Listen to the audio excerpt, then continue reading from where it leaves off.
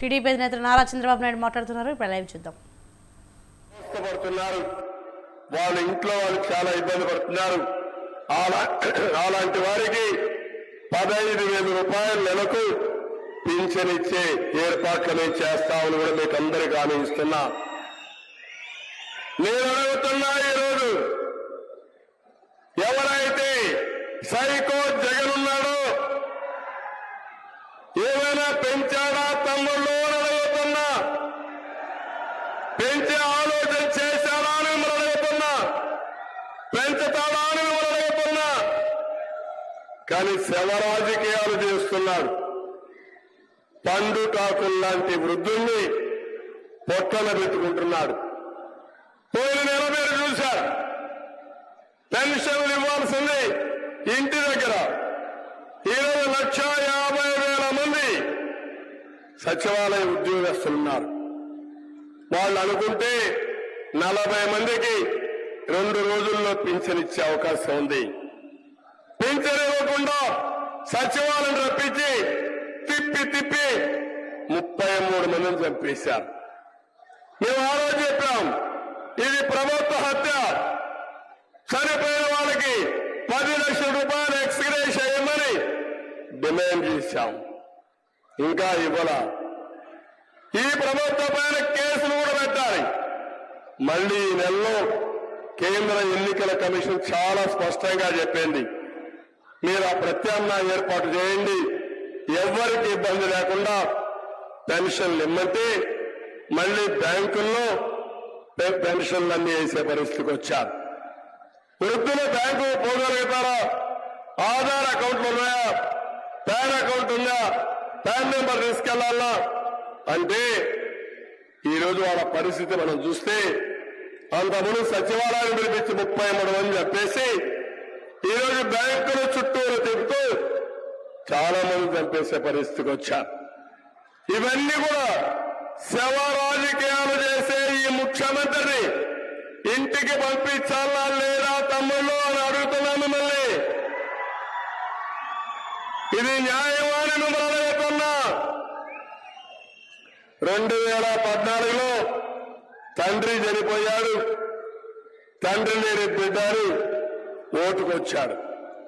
2019లో గొడ్డలి వేటితో బాబాయిని చంపేసి మన మీద పెట్టాలని ప్రయత్నం చేశాడు.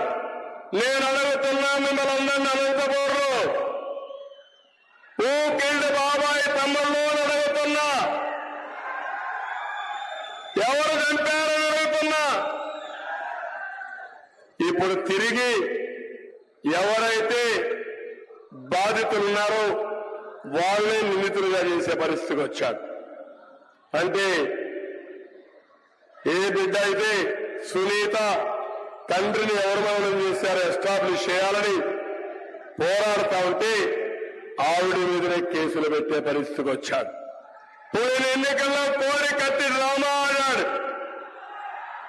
ఇప్పుడు గులకరాయి డ్రామా ఆడాడు.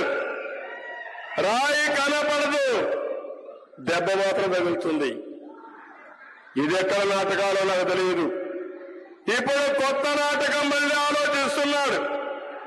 ఎవరినో ఒకరిని చంపేసి తద్వారా రాజకీయ లబ్ధి పొందాలని ఆలోచిస్తున్నాడు. నేను అందుకని ఈ వారం రోజులు చాలా ముఖ్యం. ఈ వారంలో అతనికి అర్థమైపోయింది, ఓడిపోతామని నిర్ణయించుకున్నాడు. సర్వేలన్నీ ఏకపక్షంగా వస్తున్నాయి, గెలిసేది ఎన్డీఏ క్లియర్ గా ఉంది. ఈ రాష్ట్రానికి పట్టిన సరి మే 13వ తారీఖున విరగడైపోతుంది తమ్ముళ్ళు. మేము అందరికీ విజ్ఞప్తి చేస్తున్నా.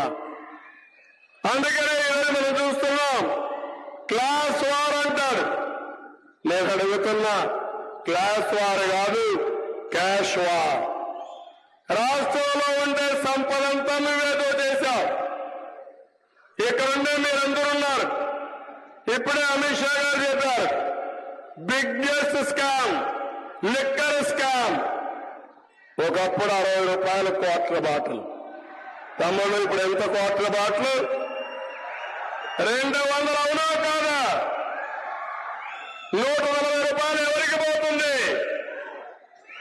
కర్ణాటకలో ఉండే బ్రాండ్లు ఇక్కడ ఉన్నాయా? తెలంగాణలో ఉండే బ్రాండ్ ఇక్కడ ఉందా? ఇక్కడ జే బ్రాండ్ ఉంది, జగ్గుబాయ్ బ్రాండ్ ఇక్కడ. మ్యానుఫ్యాక్చరింగ్ ఆయనే, హోల్సేల్ డిస్ట్రిబ్యూషన్ ఆయనే, కడాన షాపుల్లో కూడా ఆయన మనుషులే. ఏ తమ్ముళ్ళు ఏ షాపులో అయినా ఆన్లైన్ పేమెంట్స్ ఉన్నాయా?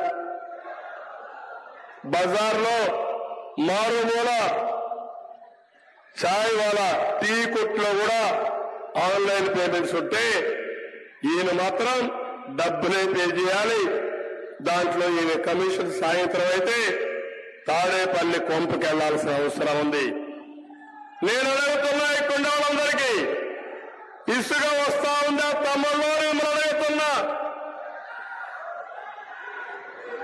తెలుగుదేశం ఉన్నప్పుడు 1000 రూపాయలు ఒక ట్రాక్టర్కి వచ్చిందా లేదా అని అడుగుతున్నా. ఈరోజు 5000 రూపాయలు అయిపోయింది. మళ్ళీ హామీ ఇస్తున్నా. దోచుకున్నాడు, దాచుకున్నాడు. భవిష్యత్తులో మీకు ఇచ్చే హామీ ఉచిత ఇసుక ఇచ్చే విధానానికి శ్రీకారం చుడతాం. మే 13 తర్వాత ఏ ఊర్లో ఇసుక మీరే తీసుకుపోయే స్వేచ్ఛ మీకు ఇస్తున్నాను.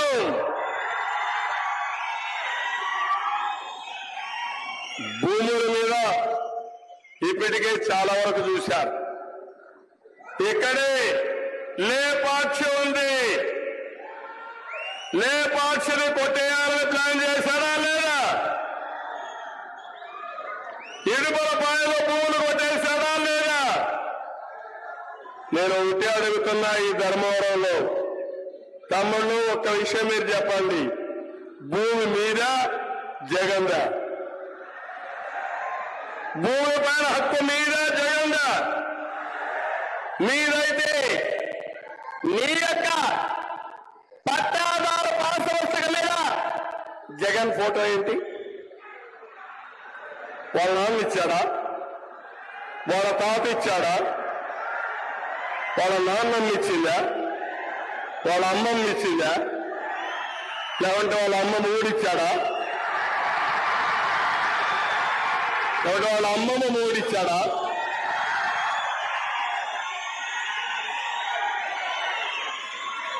అంటే లెక్కలేనితనం. నీ ఫోటో మేము చూడాలి. ఒక సైకు గొడ్డలేస్తే కూడా బాగుంటుంది. గొడ్డలు పట్టుకొని రా, ఆ ఫోటో చూసి భయపడతాం. ఆ రోజులు అయిపోయినాయి. ఏం తమ్ముళ్ళు పిరికితనం ఉందా మీకు? భయం ఉందా మీకు? ఎంతంటే అరాచకం అంటే నేను 45 సంవత్సరాలు ఎప్పుడు చూడలా. ఇప్పుడు మీ వ్యక్తిగత భూమి పైన టెండర్ పెట్టాడు, కొత్త చట్టం తీసుకొచ్చాడు. నిన్న మొన్న మీరు చూశారు. మొత్తం భూములన్నీ ఆన్లైన్ లో ఉంటాయంట. అది కూడా ప్రైవేట్ కంపెనీ అకౌంట్ లో ఉంటాయంట. మీరు ఎవరైనా అమ్ముకోవాలంటే జగన్మోహన్ రెడ్డి పర్మిషన్ కావాలి. అంటే 10-1 లేదు, అడంగల్ లేదు, పట్టవారు పాస్ పుస్తకం లేదు. మీకు జిరాక్స్ కాపీ ఇస్తారంట. ఆ జిరాక్స్ కాపీ ముడ్డు చూసుకోవడానికి మనకు వస్తుందా తమ్ముళ్ళు అడుగుతున్నా. అంటే మనలందరినీ బానిసలు అనుకుంటున్నారు. ఒక్కొక్కరు ఒక్కొక్క దెబ్బ కొడితే రేపు ఎన్నికల్లో గోబర్ గుయ్యమనాలి.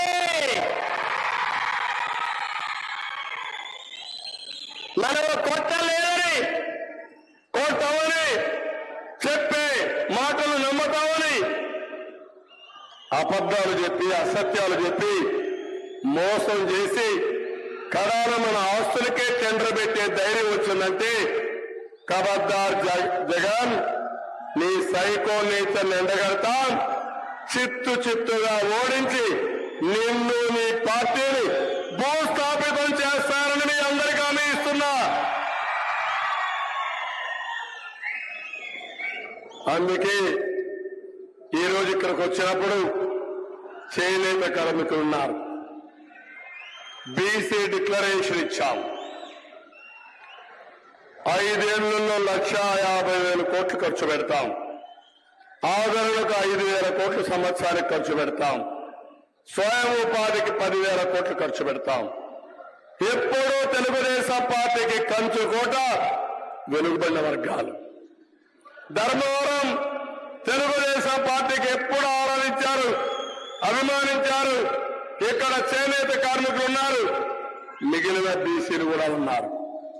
నేను ఒకటే హామీ ఇస్తున్నా, చేనేత పరిశ్రమని ప్రోత్సహించడానికి మీరు జీఎస్టీ కడితే తిరిగి మీకు ఇచ్చే బాధ్యత మాది.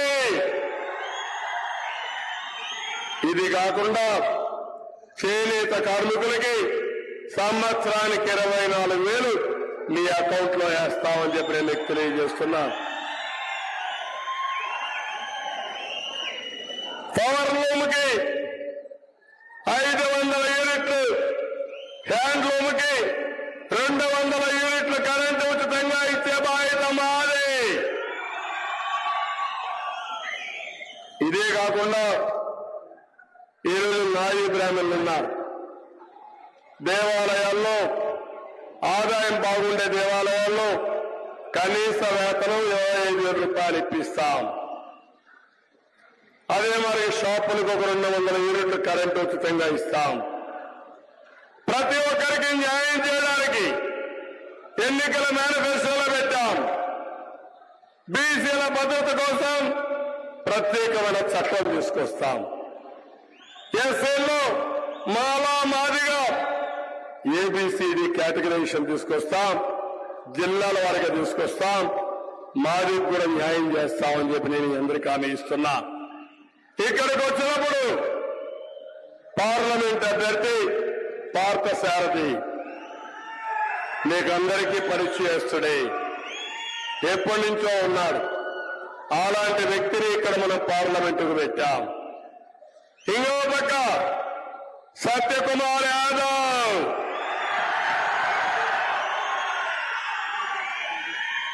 భారతీయ జనతా పార్టీ సమర్థవంతుడు.